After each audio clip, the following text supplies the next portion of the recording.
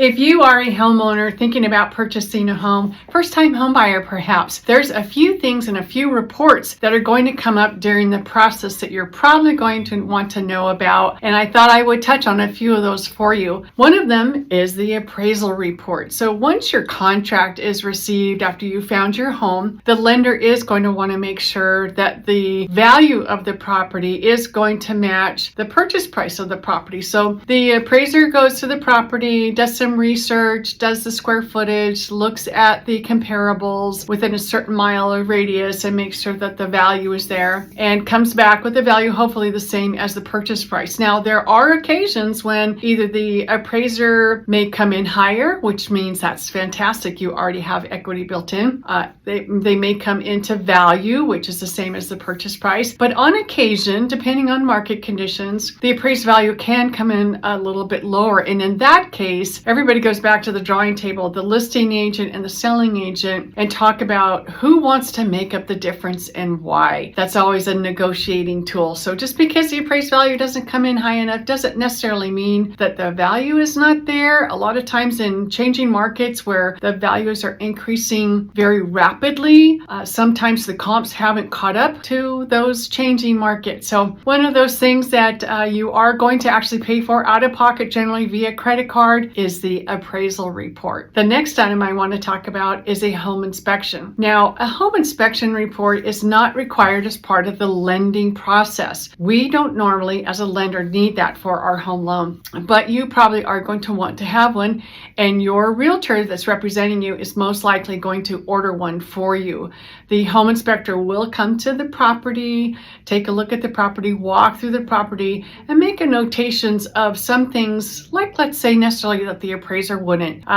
They really get down to the nitty-gritty, just do an overall bigger picture to give the buyer a big picture of really what's happening with the process, with the property itself. Again, the lender does not require a copy of the home inspection. It is just for the buyer to review and to base their decision on whether they want to move forward or not. This is generally an out-of-pocket expense and not something that's included in the loan as part of the closing cost. It can be, but normally it's not. So there you have the home inspection. The next item I want to talk about is a home warranty. A home warranty is not necessarily required on every loan. A lot of times when we as a lender receive the purchase contract, we can see that the home warranty is on the purchase contract. Sometimes the buyer will split the cost 50-50. It's negotiated that the seller will pay 100% or the buyer will pay 100%. The cost can vary just depending on what the home warranty is going to cover. $350, $600, depending on if it includes the AC, the heating and air, HVAC type of thing. So the cost is going to vary. Again, it's not necessarily required for the lender. I will tell you that the home warranty is generally always required when we have down payment assistance program through CalHFA, the state funded agency program requires that the buyer does have a home warranty.